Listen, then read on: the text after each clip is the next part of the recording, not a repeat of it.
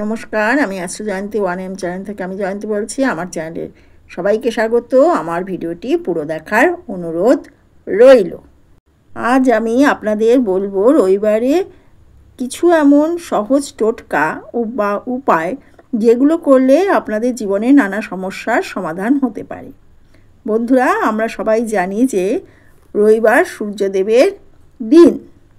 সূর্য মানে আলোর শক্তি, প্রাণ শক্তি এবং সম্মান। যদি কারো কুণ্ডলিতে সূর্য দুর্বল থাকে তবে সে জীবনে নানা সমস্যার মধ্যে পড়ে। আত্মবিশ্বাস কমে যায়, চাকরিতে উন্নতিতে বাধাগ্রস্ত হয়, পিতার সঙ্গে সম্পর্ক খারাপ হয়, এমনকি অর্থনৈতিক দিক থেকেও দুর্বলতা দেখা দেয়। আজ আমি আপনাদের বলবো এমন কিছু সানডে টোটকা যেগুলো করলে আপনাদের অর্থাভাব দূর হয়, ঋণের বোঝা কমে, স্বাস্থ্য ভালো হবে আর পরিবারের সম্মানও বৃদ্ধি পাবে।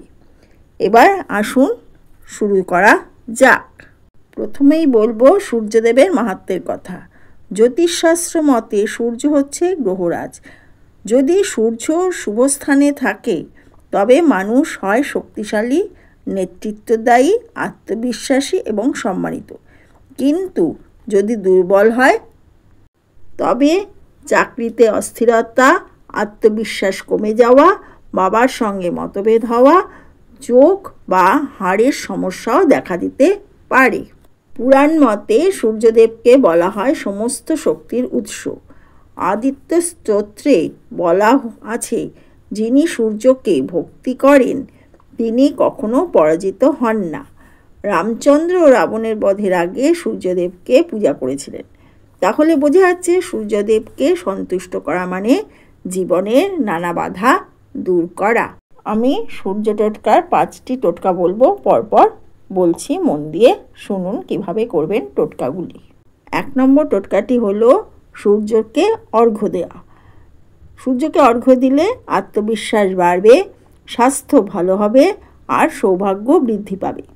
রবিবার ভোরবেলা সূর্যোদয়ের সময় স্নান করে পরিষ্কার লাল অথবা কমলা পোশাক পরে তামার ঘটে জল নিয়ে তাতে লাল চন্দন, লাল ফুল আর কিছুটা গুড় মিশিয়ে অল্প অল্প করে জল ঢালুন ও বলুন, ওম সূর্যায় নমঃ। এবার দ্বিতীয় টোটকাটি বলছি অর্থ বৃদ্ধি করতে।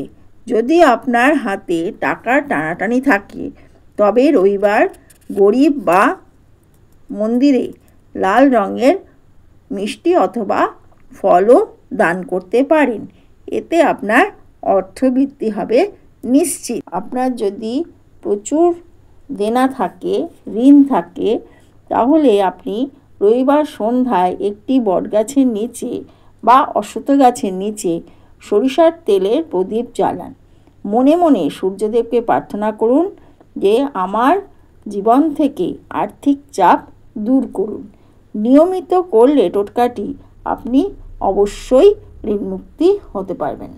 দেখা যাচ্ছে আপনি দীর্ঘদিন ধরে চাকরি করছেন, আপনি একই পোস্টে রয়েছেন, প্রমোশন পাচ্ছেন না বা আপনার সাথে কেউ শত্রুতা করছে কর্মক্ষেত্রে, তাহলে করুন এই টোটকাটি। রবিবার সূর্যদেবকে লাল পতাকা নিবেদন করলে কর্মক্ষেত্রে উন্নতি হয় এবং মান সম্মান বাড়ে। এছাড়াও আপনার যে চাকরিতে আটকে আছে, আপনার প্রমোশন পাচ্ছে না, এটি করলে আপনার প্রমোশনও বৃদ্ধি পাবে এবং অন্যান্য কাজেও আপনি উপকৃত হবেন। এবার বলবো স্বাস্থ্য রক্ষায় সূর্যদেবের টোটকা।